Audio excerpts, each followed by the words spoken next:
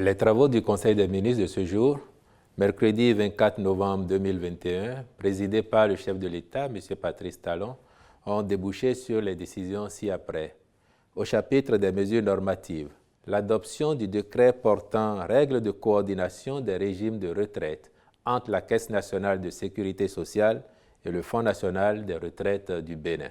Ce décret vient combler l'absence de tests d'application permettant l'ouverture des droits à pension de retraite pour les travailleurs ayant été affiliés durant leur carrière, aussi bien à la Caisse nationale de sécurité sociale qu'au Fonds national des retraites du Bénin.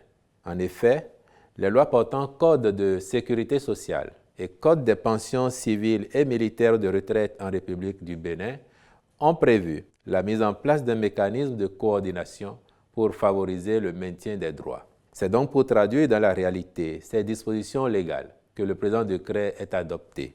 Désormais, les droits acquis par les agents ayant cotisé successivement ou alternativement auprès des deux organismes seront sauvegardés et pris en compte dans la détermination des périodes de cotisation, la liquidation des prestations de vieillesse, d'invalidité ou de survivants.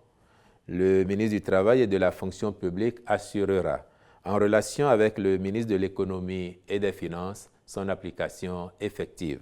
Au titre des autres mesures normatives, le Conseil a adopté les décrets portant approbation des statuts modifiés et augmentation du capital de la Société des infrastructures routières du Bénin, devenue Société des infrastructures routières et de l'aménagement du territoire par absorption de l'Agence du cadre de vie et du développement du territoire, puis nomination des membres du conseil d'administration de la Société des infrastructures routières et de l'aménagement du territoire.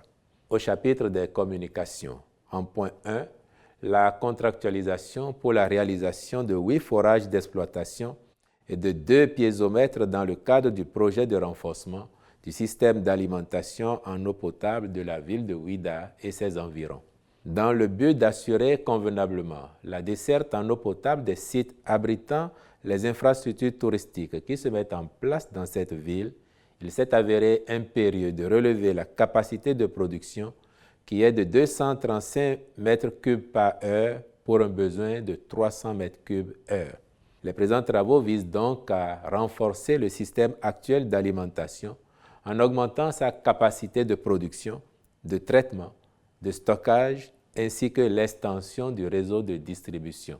Les travaux consisteront notamment, outre la réalisation de 8 nouveaux forages et de 2 piézomètres, à fournir et installer des équipements hydrauliques, électriques et électromécaniques des 8 forages, construire et équiper une station de traitement d'eau potable d'au moins 800 m3 par heure, construire un nouveau réservoir semi-enterré de 1000 m3 et un nouveau château d'eau de 1750 m3, fournir et poser des conduites et accessoires, mettre en place un système de télégestion. Le ministre de l'Eau et des Mines veillera au respect des clauses contractuelles dans la réalisation des travaux par l'entreprise sélectionnée. En point 2, la confection de la liste électorale informatisée (LEI).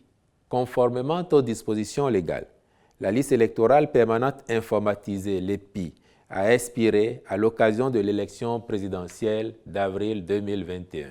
Au terme de la loi numéro 2019-43 du 15 novembre 2019, portant code électoral en République du Bénin, les élections doivent avoir lieu désormais sur la base d'une liste électorale informatisée à extraire du registre national des personnes physiques. En vue de la mise à disposition de la dite liste dans les délais impartis, le Conseil a approuvé le plan de réalisation qui projette à fin 2022 la disponibilité de la LEI pour sa remise à la Commission électorale nationale autonome en janvier 2023. Les différentes parties prenantes sont instruites à l'effet d'assurer la conduite diligente du processus.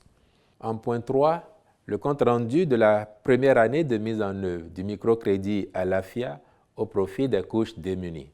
Lancée en octobre 2020, cette formule de microcrédit basée sur la digitalisation des processus de déboursement et de remboursement permet de simplifier les formalités d'accès aux ressources et de s'assurer que celles-ci sont effectivement décaissées au profit des populations cibles.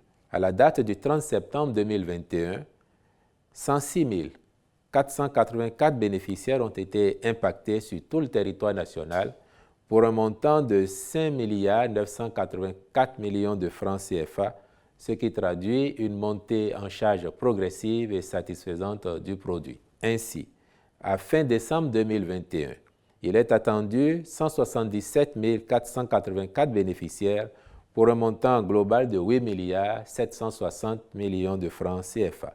Par ailleurs, sur la même période, le taux moyen de remboursement des systèmes financiers décentralisés SFD vers le Fonds national de microfinance est de 106,2%, tandis que celui des bénéficiaires vers les SFD varie de 88 à 99,8% selon les départements. En outre, pour consolider ces résultats et générer plus d'impact au profit des bénéficiaires, il est déjà engagé l'intégration des numéros d'identification personnelle à la plateforme, le lancement de la phase 2 du microcrédit à l'AFIA pour les crédits allant de 50 001 à 100 000 francs CFA, l'implémentation du financement des artisans cibles de l'assurance pour le renforcement du capital humain ARCH. Le ministre des Affaires sociales et de la microfinance veillera à la poursuite de ces activités afin d'atteindre les objectifs visés.